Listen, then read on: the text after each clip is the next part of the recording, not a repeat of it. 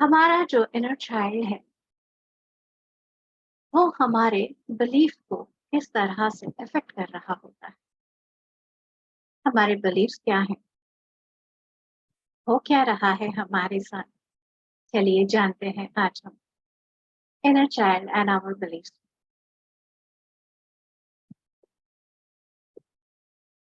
Inner child है क्या? सबसे पहले तो ये जानते हैं, क्योंकि कहीं ऐसा तो नहीं कि इनर चाइल्ड जैसे ही हम लोग बात करते हैं इनर चाइल्ड, चाइल्ड सुनते ही लगता है बच्चा है। अरे हम तो बड़े हो गए हैं। हम लोग को छूटते ही यही लगता है हम तो बड़े हो गए। इनर चाइल्ड अंदर का बच्चा, मतलब हम लोग ट्रांसलेट करते हैं अंदर का बच्चा क्या है और ये किस तरह से हमारे बिलीफ को इफेक्ट कर रहा होता है। इस तरह के हम लोग सोचते हैं। तो पहले हम लोग सहज भाव से ये जान लेते हैं ये इनर चाइल्ड होता क्या है। सबसे पहले एक चीज हम लोग समझें। आ, एक चीज हम सब जानते हैं कि हम जो है वो हम आत्मा है, और आत्मा के रूप में हम जन्म लेते हैं, और हर कर्म के अनुसार जन्म पे जन्म, जन्म पे जन्म हम लेते जाते हैं। और जन्म लेते हैं उसमें हम सीखते हैं, कुछ चीजों को अपने अंदर से रिलीज करते हैं, ठीक करते हैं, आगे बढ़ते हैं या पीछे जाते हैं। इस तरह की चीजों को हमें पता है। एक तरह से अगर कहा जाए तो we are sum total of our experience. जो कुछ भी आपने अनुभव किया है, जो कुछ भी आपने एक्सपीरियंस किया है, वो इस जन्म का हो, पिछले जन्मों का हो, उस सारों का आप जमावड़ा हो। सब कुछ आप जब साथ में लेते हो, वो जो हमारे अंदर खिचड़ी पक रही होती है, उस तरीके से हम चीजों को देख रहे हैं। और जैसे कि आप अपने साथ जितने पास वाला होगा उसके साथ ज्यादा रिलेट कर पाते हो, बिल्कुल उसी कारण की वजह से अगर बचपन में कोई भी बात हुई है, उसके साथ हम ज्यादा एसोसिएट कर पाते हैं, वो हमें ज्यादा इफेक्ट कर रहा होता है। पास्ट लाइफ भी इफेक्ट कर रहा होता है। पर कितनी ही बार ये भी देखा गया है कि पास्ट लाइफ की वजह से आपने ये वाला लाइफ कुछ खास चुना है, कुछ ऐसा चुना है कि आपके माता पिता या आपके आसपास की सिचुएशंस ऐसी होंगी। जब हम इनर चाइल्ड और बिलीफ्स की बात कर रहे हैं, तब हमारा उद्देश्य ये नहीं है कि हम गलतियां निकालना शुरू करें कि तुमने गलती की, इसने ऐसे किया, रे मेरे साथ ऐसा हो गया।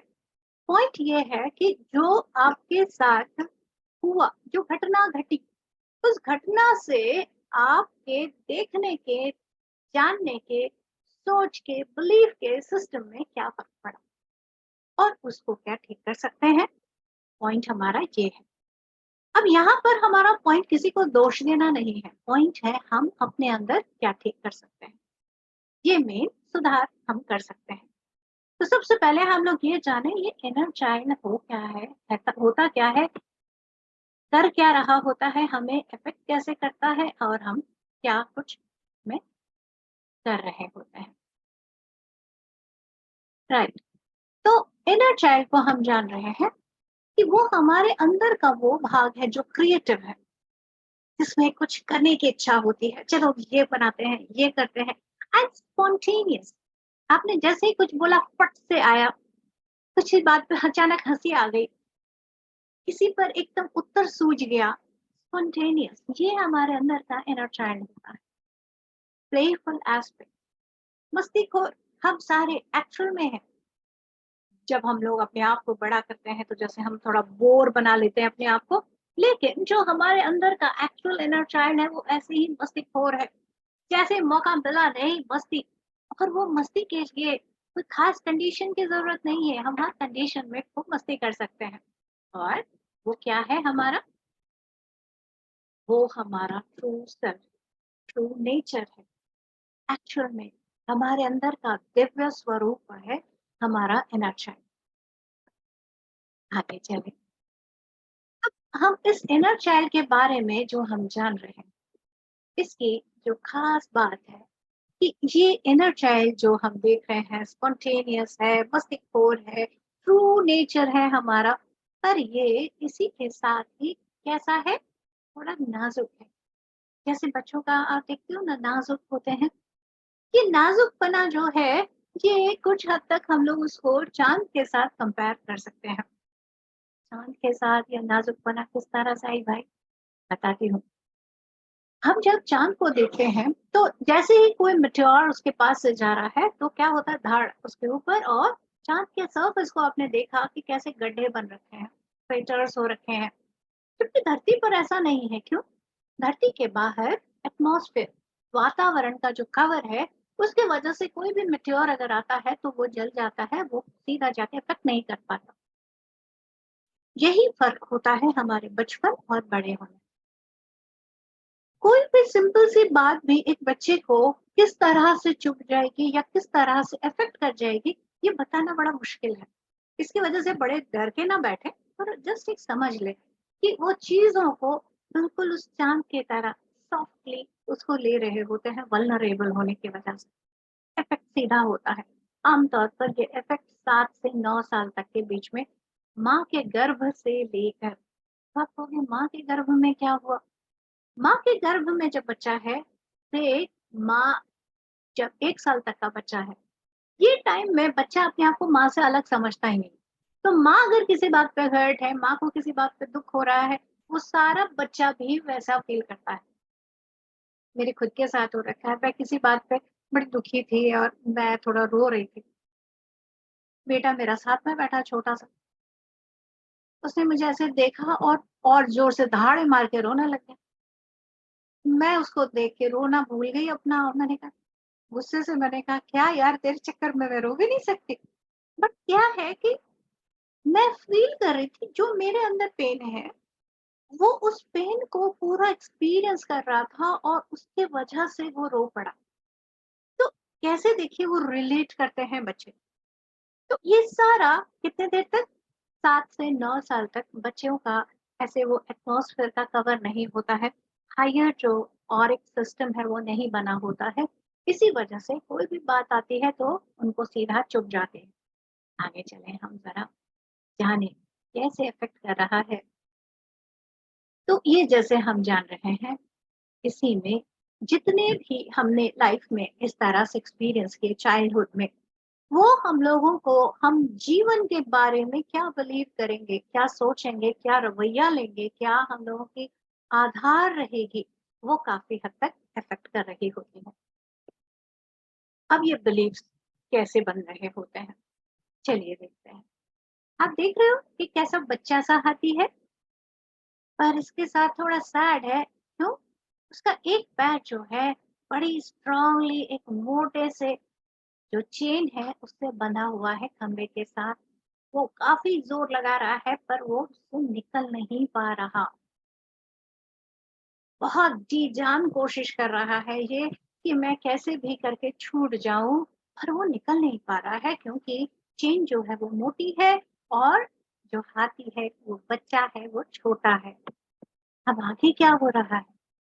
यही हाथी बड़ा हो जा रहा है और क्या बन जा रहा है? Conditioned elephant. यानी उसको अब समझ आ गया है कि ये वाला जो पैर जिसमें मेरा चेन बंधा हुआ है, ये नहीं खुलने वाला।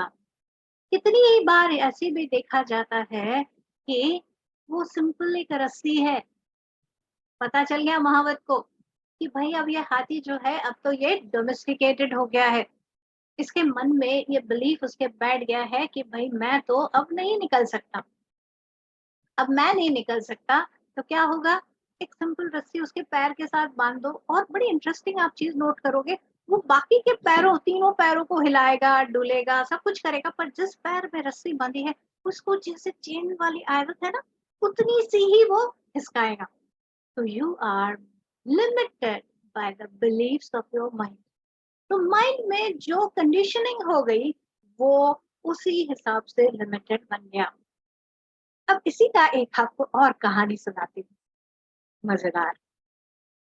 ये देख रहे हो आप, क्या देख रहे हो? ऊँट का कारवां। ऐसा ही एक हमारे सज्जन शेख मियाँ और वो ऊँट का कारवां लेकर रेगिस्तान में जा रहे थे। अब ऊँट का कारवां लेके वो गए और क्या हुआ कि कुछ और लोग भी आ गए, कुछ और ऊँट भी आ गए। अब क्या हुआ कि चीज़ें चल रही होती हैं तो कभी खराब हो जाती हैं। तो क्या हुआ कि जो जिस रूट जब पहुंच गए किसी जगह पर, तो अब सब ऊँटों को उनको बांधना है।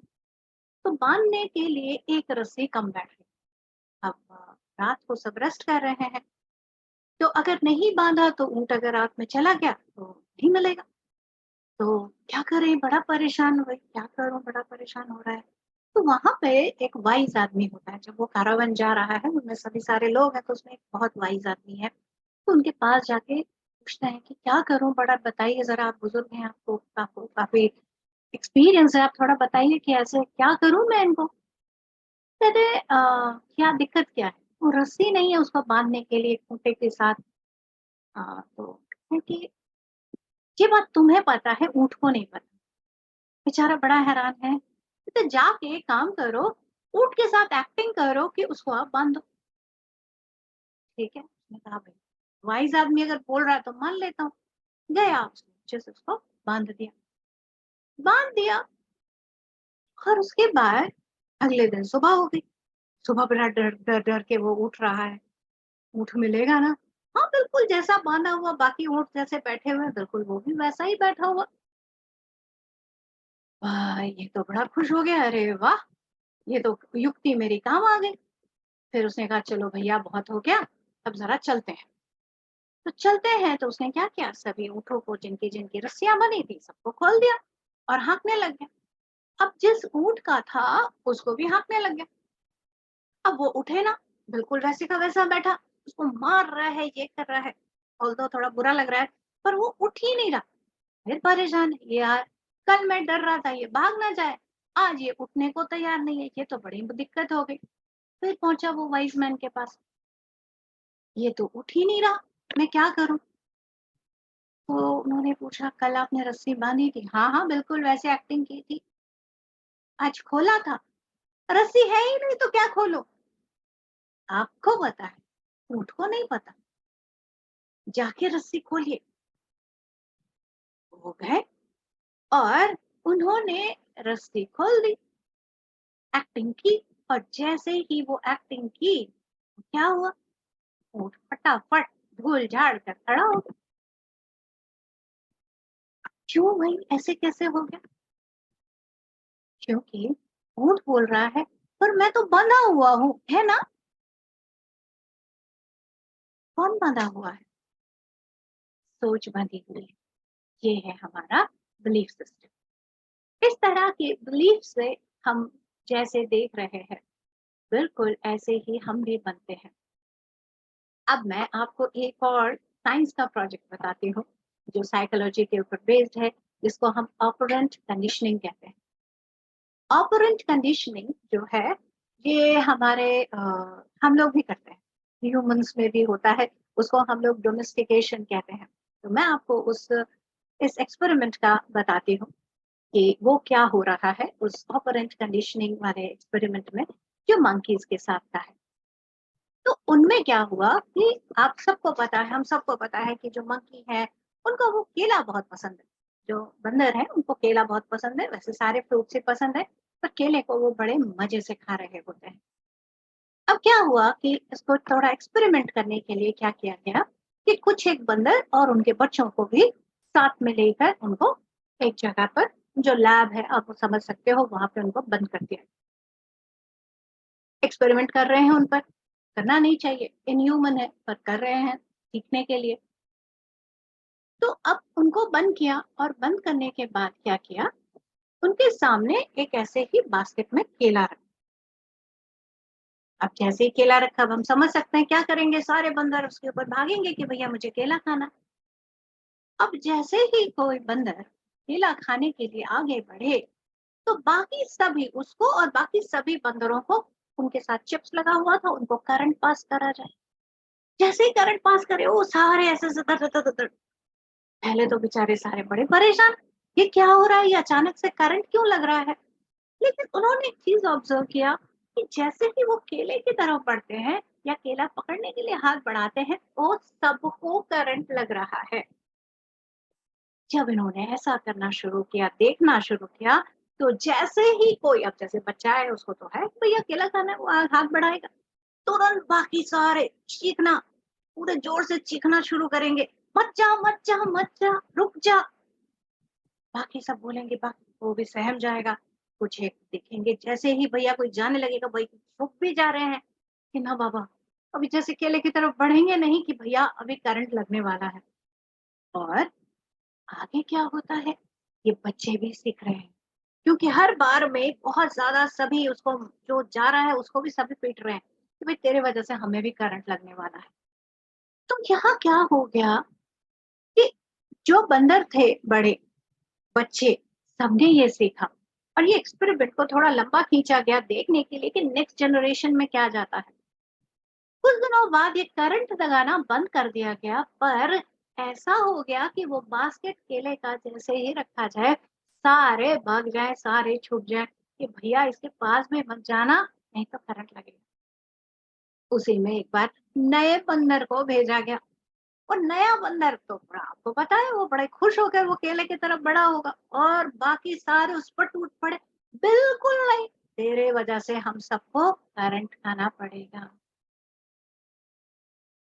और ये जानी पहचानी बात नहीं लगी, हम लोग भी ऐसा नहीं करते। वो मेरी चाची की सास जो थी, वो दिवाली के पहले वाले दिन उनको शॉक लगा और वो डेथ हो गई। तो वो जो काली चौदस है वो बड़ी भयंकर होती है। ऐसा मत करना, जो भी हमने लिया और वो हमने ऐसा फिट किया कि भाई, और ये कुछ ऐसा नहीं है हर जगह कहीं ना कहीं कुछ मिल जाएगा, ये मत करना, ऐसे करने से बड़ा भयंकर हो जाएगा। उसके पीछे का साइंस कभी हमने चेक करने की कोशिश नहीं की, और हमने बोल दिया ऐसा हो जाएगा। तो ये बिलीफ जो बन गया, डोमेस्टिकेशन हो गया। तो ऑपरेंट कंडीशन क्या हो रहा है कि जो इच्छित मुझे चाहिए, जो मेरे हिसाब से मुझे जैसा चाहिए, अगर वैसा हो रहा है तो मैं उसे प्राइज दे रहा हूँ, मैं उसे रिवॉर्ड दे रहा हूँ। और अगर नहीं वो कर रहा है तो पनिशमेंट। तो ये रिवॉर्ड और पनिशमेंट से हमारी कंडीशनिंग हो रही है, बिलीफ सिस्टम बन रहा है। और ये बचपन में हम लोग क्या बोलते हैं, बच्चों को सिखाना होता है, एक हिसाब से चलना होता है। तो हम लोग उस हिसाब से, मैं ये नहीं कह रही हूँ कि हम उन्हें डिसिप्लिन ना बताएं, पर डिसिप्लिन के नाम पर हम ऐसे बिलीफ सिस्टम ना ठूसें जो उनके अंदर आगे सही सोच में बाधा बने। है? चलिए आगे चलते हैं। बंदरों की कहानी मैंने आप लोगों को सुनाई। अब आगे चलते हैं हमारे जीवन में। हमारा जो शरीर है, बॉडी, ये सिर्फ, जैसे हमने आपको शुरू में बताया कि ये एक व्हीकल जैसा है, पर ये बहुत सेंसिटिव व्हीकल है, जिसमें पूरी फीलिंग्स है, हर थोड़ी सी चीजों की जो साइकी है, वो इमोशन, हमने जो कुछ भी एक्सपीरियंस किया है वो सब कुछ उसने पकड़ के रखा होता है, सब कुछ होल्ड करता है। और जो हमारे जीवन में घटनाएं हुई हैं, चाहे वो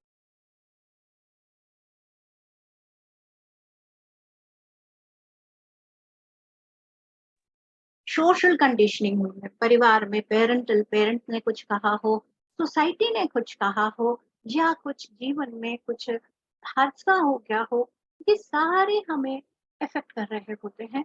और उन सब के वजह से हम क्या करते हैं, हमारे जो अंदर का वो एक खुला खेलने वाला, क्रिएटिव, मस्तीखोर, ट्रू पावर वाला, जो ट्रू नेचर वाला जो एसेंस होता है, वो हम कहीं खो देते हैं, वो हमारा छूट जाता है हमसे। और जब ऐसा होता है तो हम, हमारा मेन कोर बिलीफ शुरू होता है। कोर बिलीफ कैसे शुरू होता है कि जो हमारे अंदर का एक प्यारा सा जो हिस्सा है, वो जब दर्द में भर गया, तब क्या हो गया, उस दर्द से हमारे अंदर कैसे बिलीफ भरी। अभी ही मैं रिसेंट में एक किसी का सेशन ले रही थी, और सेशन लेते ही वो जो सबसे पहले उसकी जो हट आई, वो आया उसके क्लासरूम का। और उस क्लासरूम में, और वो पूरा क्लासरूम बता रही है, जब वो करीब क्लास थर्ड में है, देखिए छोटी सी बच्ची है, और वो बता रही है कि उसमें मुझे याद आ रहा है कि मेरी टीचर जो है वो डांट रही है, वो ये भी याद आ रहा है कि एक प्रोजेक्ट बड़े प्यार से बना के गई है, और वो प्रोजेक्ट उसने साथ में रखा, जैसे होता है ना कि हमने बनाया है, एक गर्व वाली बात होती है। तो वो बीच-बीच में अपना प्रोजेक्ट देख रही है और टीचर उसको बोल रही है, "ज़्यादा इधर देखा ना तो प्रोजेक्ट तुम्हारा बाहर फेंक दूँगी।"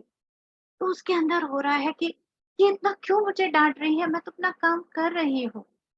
और उसको साथ ही में ये जो डाँटना, कंट्रोल करना, वो याद आ रहा है कि उसी समय उसके समय एक बुली थी, जो दबाते हैं वैसी वाली एक लड़की, उसने उसका नाम बहुत खराब किया था और उसको बिल्कुल अकेला कर दिया था।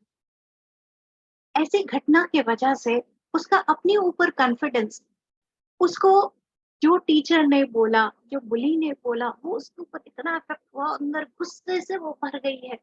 अभी भी उसको इतना गुस्सा आ रहा है कि भाई इसने मेरे साथ ऐसा किया है, मुझे कोई अकेला कर दिया है, मुझे कोई नहीं चाहता, आज भी मैं अकेली हूँ। 40 साल की महिला, आज भी मैं अकेली हूँ। बातें कैसी? वही हर्ट की। तो इनर चाइल्ड जो है, हम लोगों का हर्ट इस तरह से दूर तक जा रहा होता है। हमारी एसेंस जब खो जाती है हमसे, तब हमारा कोर बिलीफ बनता है, I am not good enough, या कुछ भी बन सकता है। अब ये जो भी कोर बिलीफ बन रहा है, वो क्या करता है? हमारे अंदर के सिस्टम को जैसे कुछ ऐसे ऑर्गेनाइज करता है कि हम जो कुछ भी एक्सपीरियंस करेंगे, हमारा उसके जैसे रंगीन चश्मा पहनना होता है ना, तो हमारे दुनिया को देखने का तरीका उसी रंगीन चश्मे या उस हादसे के नजर से दिखता है। मेरे बचपन में मुझे किसी ने ऐसे थॉट दे दी कि भाई ऐसे हो तुम, तो मैं क्या करूंगी, उसी नजरिए से, उसी कलर्ड ग्लास से पूरे दुनिया को देखने लगूंगी। हाँ, ये भी ऐसा ही है, ये भी ऐसा ही है। तो उसी से ही मेरा पूरा जीवन बनने वाला है। कोर बिलीफ क्या है? कोर बिलीफ यानी मूलभूत आपका विश्वास। ये ऐसा विश्वास है कि आप उसको सच मानते हो। कोई आपके बारे में क्या सोचता है, सही है, नहीं है, उसको जाने बगैर आप क्या करते हो? उसी को आपने पूरा सच बना दिया होता है। कोई भी वही बिलीफ जो रंगीन चश्मे से आपने देखा, वही है, वही सच है। उसके अलावा और कोई नहीं, जो जितना मर्ज़ी एग्ज़ाम्पल दे दे, नहीं भाई ऐसा नहीं है, पर ना, वो कोर बिलीफ ऐसा बना हुआ है कि वो आपके दिमाग में वही सच और उसके अलावा और कोई सच नहीं, ऐसा बन जाता है। और हम वही जीते हैं जो हम बिलीव करते हैं। You live what you believe. तो अगर आपको दिमाग में बचपन से डाल दिया गया है आई एम फैट, तो भले आप ठीक ठाक हो, वो एनोरेक्सिया जो वो खाने के बाद उल्टी करके निकाल देते हैं कि भाई नहीं मैं तो मोटी हो जा रही हूँ, तो वो क्या है, एकदम सूख के हड्डी हो रखे होते हैं, न्यूट्रिशन नहीं है, पर दिमाग में अगर घुसा हुआ है कि मैं फैट हूँ, तो लोग कुछ भी बोले, बस दिमाग में वही घुसा हुआ है, वही लिविंग कर रहे हैं, आई एम फैट। ये नहीं होना चाहिए। मेन जो है वो शुड, उनको ऐसा करना चाहिए, ऐसे काम नहीं होता, किसी बात का डर, किसी बात की चिंता, मुझे कोई पसंद नहीं करता, आई विल नेवर, मैं शायद कभी नहीं कर पाऊंगी, वुमेन शुड, वुमेन को ऐसा करना चाहिए, मैं कब इतनी स्मार्ट नहीं हूँ, मैं नहीं कर सकती या कर सकता, मैं अगली हूँ। इस तरह के सारे जो बिलीफ्स हैं, वो हमें लाइफ भर हॉन्ट करते रहते हैं, हम उसी पर जीने शुरू करते हैं। और बिलीफ जो है वो क्या करता है, ये कंडीशनिंग पे इफेक्ट करता है। जो हमारा बिलीफ बना हुआ है, उसी के आधार पर हमारी सारी कंडीशनिंग होती है, चीजों को देखने का, समझने का। अब कैसा है, ये जो चीजें हैं ये बड़ी इंटरेस्टिंग होती जा रही है, क्योंकि जब हम बचपन में हर्ट होते हैं, तब क्या बताया जा रहा है बच्चे को कि हम आपका भला चाहते हैं ना, इसीलिए तो थप्पड़ लगाया है, इसीलिए पिटाई की है। पापा तो आपको इसलिए मारते हैं ना क्योंकि आप शरारत कर रहे थे, आज ये आपको ठीक से, आपको बहुत प्यार करते हैं इसीलिए आपको ऐसा कर रहे हैं। और मेरे पास जितनी भी केस स्टडीज, मोस्टली मैंने ये देखा है कि जिनका अब्यूजिव चाइल्डहुड रहा है, उनका आगे अब्यूजिव रिलेशनशिप जरूर है। पिता से मार खाई है, अब पति से भी मार खा रही है, because that is understood as love. क्योंकि वो प्यार करते हैं इसीलिए ऐसा हो रहा है। नहीं, वो मुझे कैसे एग्जाम्पल कैसे सुनने को मिलता है, नहीं, वो बहुत प्यार करते हैं, पर ना गुस्से में ना उनको कंट्रोल नहीं रहता, हाथ चल जाता, बाद में वो मुझसे सॉरी भी बोलते हैं। पता है जहाँ मेरा वो उन्होंने ऐसे मेरे को फेंक के मारा, मेरा कट गया, उस पर उन्होंने ही मरहम लगाया, उन्होंने ही पट्टी की और वो बोले, "तुम मुझे गुस्सा क्यों दिलाती हो?" मैं उनको ऐसे देख रही हूँ। बट क्या हो गया है, बिलीफ सिस्टम बन गया है दैट दिस इज लव। तो जो अब्यूज़ चाइल्डहुड के जो बिलीफ हैं, उनमें क्या हो जा रहा है कि वही बताया उसको ऐसा जा रहा है, तो हम कहते हैं मोस्टली छूटते ही लोग बोलते हैं। मैं जब किसी का बोलती हूँ ना, मैं सारा पैटर्न देख के मैं कहती हूँ, लग रहा है आपका इनर चाइल्ड हर्ट है, उस पे काम करने वाला है। ना, ना, ना, ना, इनर चाइल्ड का कुछ नहीं है। मेरा इनर चाइल्ड तो बहुत बढ़िया था।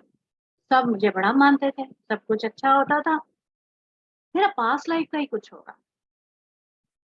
बड़ी इंटरेस्टिंग बात मुझे लगती है, मैंने कहा ज़रूर पास्ट लाइफ तो होगा, मैं मान सकती हूँ, पर जो अभी जो सबसे ज़्यादा दिख रहा है, मुझे पूरा अपरेंट है, दिख रहा है, इनर चाइल्ड हर्ट है।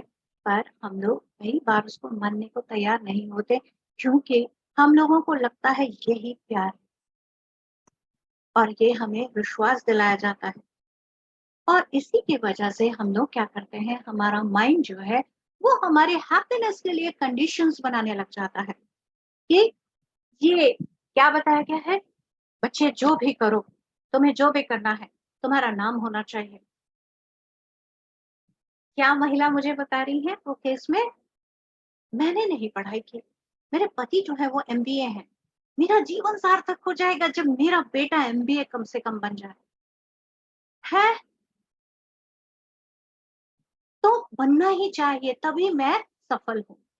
मनी इतना होना चाहिए, वो डिग्री, वो डिप्लोमा, वो सक्सेस, वो करियर, मतलब चीजों का इतना बड़ा लिस्ट है और उसको लेकर जैसे पहाड़ी पर चढ़ रहे हैं हैप्पीनेस को पाने के लिए।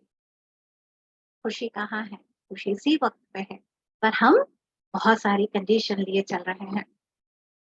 और जब इस तरह का होता है, तो कहीं जो हमारा इनर चाइल्ड होता है, वो बहुत ज्यादा दर्द में आता जाता है। बाहर से तो बता रहा है नहीं नहीं सब ठीक है, बहुत अच्छा है, लेकिन अंदर तो उसको दर्द हो रहा है ना, अंदर से वो परेशान हो रहा है। तो वो क्या करेंगे, तरह तरह के डिफेंस मैकेनिज्म तैयार करेंगे। क्या होता है ये डिफेंस मैकेनिज्म, दिखाती हूँ आपको।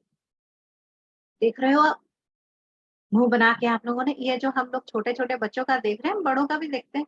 क्या कोई बात किसी ने कही नहीं, हमारा ऐसे बन गया, या सुनना ही नहीं है, या उदास परेशान अलग, या अपने आप ही आकाश में गुम, या अपने आप को अरे मैं सब कुछ कर सकती हूँ, कर सकता हूँ, या खाना खा के अपने आप को शांत करना। यही खाना जो बचपन में दिख रहा है, ये आगे जाके कहीं स्मोकिंग में आ गया, या ड्रिंकिंग में आ गया, या सब्सटेंस अब्यूज में, ड्रग्स या सब में आ गया, यानी एडिक्टिव चीजों में आ गया। ये सारे डिफेंस मैकेनिज्म है अपने आप को इस दर्द से निकालने के लिए।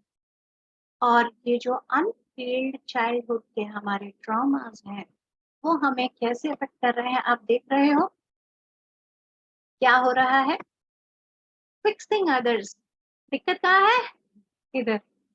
हम कहाँ कर रहे हैं, हम जो हमारा मिरर है, यानी हमारे सारे लोग, उनको हम ठीक कर। तुम्हें बड़ा दुख दुख हो रहा होगा, तुम्हें बड़ी दिक्कत होगी, जरा मैं आपकी मदद कर दे।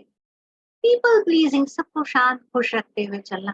को डिपेंडेंसी आप लोग आगे जानिएगा, इट्स अ डीप सब्जेक्ट। को डिपेंडेंसी काफी डीपर, हम लोग ऐसे हमारी खुशी या हमारे दुख के लिए बाकी सब जिम्मेदार है, मैं नहीं कुछ कर सकती। सब जो दूसरे, तुम दिन को रात कहो रात कहेंगे वाली चीज रह जाती है। एक्सटर्नल वैलिडेशन नीडेड, कुछ भी मैं करूं उसके लिए मुझे किसी और का, मैंने ठीक किया है ना, मैं सही हूं ना, जो चार लोग बोले, चार लोग अगर मान लीजिए पांच लोगों में आपने कोई बात बतानी शुरू करी, कोई आपने काम किया और बहुत अच्छा से किया, और उसमें चार पांच में से चार ने कहा अरे वाह आपने बहुत बढ़िया किया, एक ने कहा पर मुझे लगता है ये वाला एंगल आप ठीक कर सकते हो। बस आपने उस एक को पकड़ लिया, मैंने ठीक किया, मुझसे तो हो ही नहीं सकता, मैं तो ऐसी ही हूँ, मैं तो ऐसा ही हूँ। राइट, क्या हो रहा है, दूसरों के ऊपर हमने सारा डाल दिया और वो हम क्या कर रहे हैं, उसको वो जज कर रहे हैं, वो बता रहे हैं, लिविंग ऑन हाई अलर्ट। कितनों का ही आप सुनते होंगे कि अरे बाप रे! मेरी सास आ जाएगी तो ये हो जाएगा, मेरे पति हो जाएँगे तो ये हो जाएगा, अरे ये हो जाएगा। हमेशा जैसे हाई अलर्ट एकदम टिट हो रखे हैं। एंड देन डीप्रायोरिटाइजिंग ओन नीड्स, अपनी ज़रूरत को ना, ना, ना कोई बात नहीं। वो पहले ऐड भी देते थे, आपने अपने लिए खाना क्यों नहीं रखा? अपने लिए सब्ज़ी क्यों नहीं रखी? वो कोई बात नहीं है, मैं ना खा लूँगी चटनी से, अचार से। अपनी ज़रूरत को नहीं देखना। नीड टू प्रूव देमसेल्फ, हर बात पर प्रूव करना।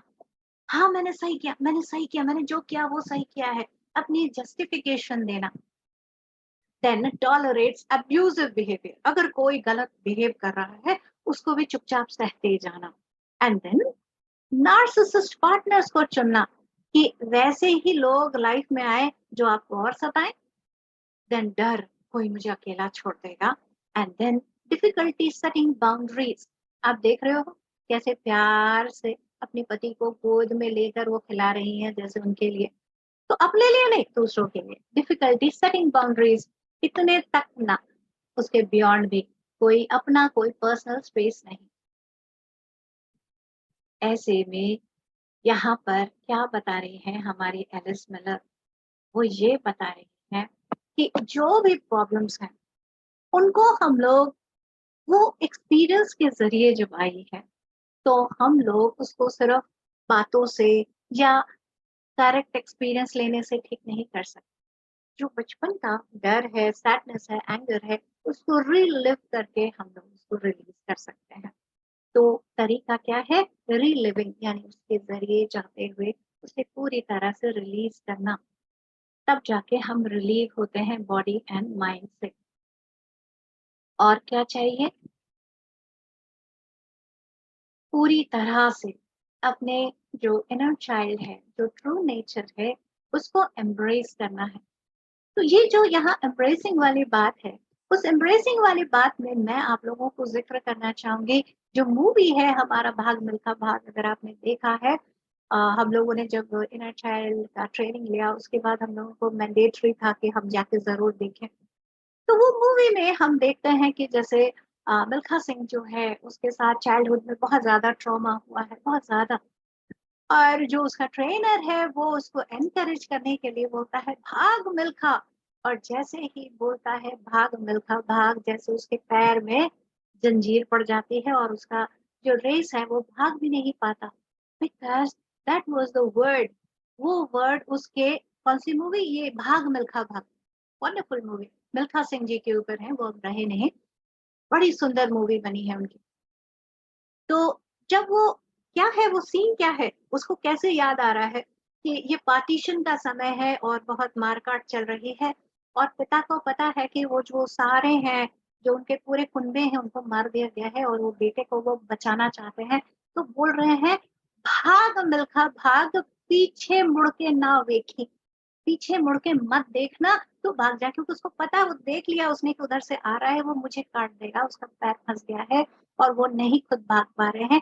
तो बच्चे को भी पता है कि पिता के गले से जो आवाज़ निकल रही है, वो मैं नहीं देख पाऊँगा पिता को, तो जो डर है, वो पूरे उसके पैर को जैसे यूँ जकड़ ले रही है। तो ये बात उसको पता लगता है और मिल्खा सिंह बहुत कोशिश करते हैं, उसके ट्रेनर जो है वो भी बहुत कोशिश करते हैं। एंड कोशिश करके अल्टीमेटली वो गोल्ड मेडलिस्ट बन जाते हैं, बड़े सारे गोल्ड मेडल्स ले रहे हैं। हमारे लाइफ का रूल क्या है? जो पेन है उसे हमें सॉर्ट करना ही होता है। तो करते हुए क्या सीन आता है कि भाई उनके उस समय के जो हमारे प्रधानमंत्री होते हैं जवाहरलाल नेहरू जी, वो उनके पास जाके बोलते हैं कि हम लोग एक दोस्ताना एक ला रहे हैं और पाकिस्तान में एक फ्रेंडली एक एथलीट ये रनिंग का होगा, उसमें आपको जाना है। और वहीं पर वो उनका पेन का जगह है। उनके तो पूरा मतलब आप समझ सकते हो कैसे वो फ्रीज हो गए होंगे, कितना ज्यादा दर्द है वहां जहां पर उसके सारे परिवार खत्म हो गया, उस जगह में जाना है। पहले बड़े परेशान होते हैं, पर जब देखते हैं कोई रास्ता नहीं है, तो what he does, he embraces the pain. वो उसी जगह जाते हैं जहाँ उनका गाँव है। वहाँ जाके पूरा उनके सामने वो सारा एक्सपीरियंस करते हैं, जहाँ अपने परिवार के लाशों की ढेर पड़ी।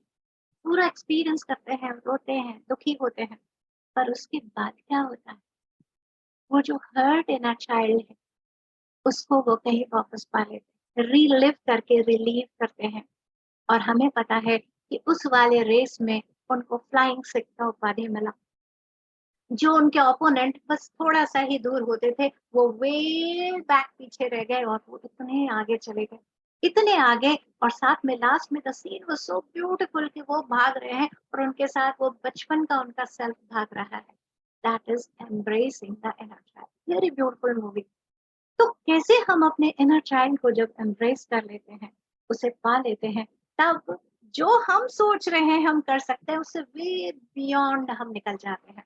अपने बिलीफ को हम तोड़कर बहुत आगे निकल जाते हैं। तो इस तरह से जब हम अपने इनर चाइल्ड को ले लेते हैं, एम्ब्रेस कर लेते हैं, एक्सप्रेस करने देते हैं उसको, तब हम लोग इस पेन से बाहर आ जाते हैं। जब जो इनर चाइल्ड है वो हमारा सोल का हिस्सा है। जब हम इनर चाइल्ड से कनेक्ट करते हैं, उसे हील करते हैं, तो कहीं हम अपने कोर बीइंग से हील कनेक्ट करते हैं। और भले आपको लग रहा है जैसे एक चीज लगती है, अरे वो तो बचपन में जो हो गया सो हो गया। सच में हुआ क्या? जो मिल्खा सिंह है, उनका भी तो बचपन में जो हो गया सो हो गया। पर अब क्या हुआ?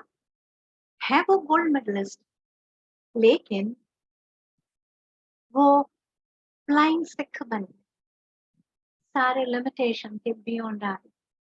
तो हम जो है वो हम सिर्फ इस समय नहीं जी रहे होते हैं, हम जैसे कई डायमेंशन में जी रहे होते हैं। तो जब हम एक हिस्से में अपने आप को हील करते हैं, हम कई डायमेंशन के लेयर्स में अपने आप को हील कर रहे होते हैं। देयरफॉर मैं इनर चाइल्ड को बहुत इम्पोर्टेंस देती हूँ। और जब से मेरा काम शुरू हुआ है उसमें मैंने इनर चाइल्ड को बहुत ज़्यादा इम्पोर्टेंस दी है, उसे हील करने देने में।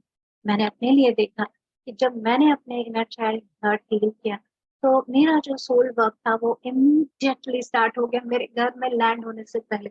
Therefore I give lot of importance and emphasis to inner child. और कभी भी जो आपके अंदर की एंडलेस डिस्कवरी है, जो आपका स्पिरिट का जो चमक है, उसकी पॉसिबिलिटी को पाने में कभी भी आप पीछे ना हटें, उसमें लगे रहें।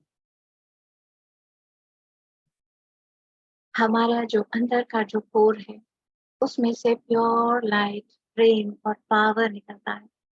उस इनर कोर को, उस डिवाइन इनर को हमें टच करना है, उनसे कनेक्ट करना है और अपने इनर चाइल्ड को, अपने आप को पूरी तरह से रियल सेल्फ को पूरी तरह पाने में आपको उसकी मदद लेनी है।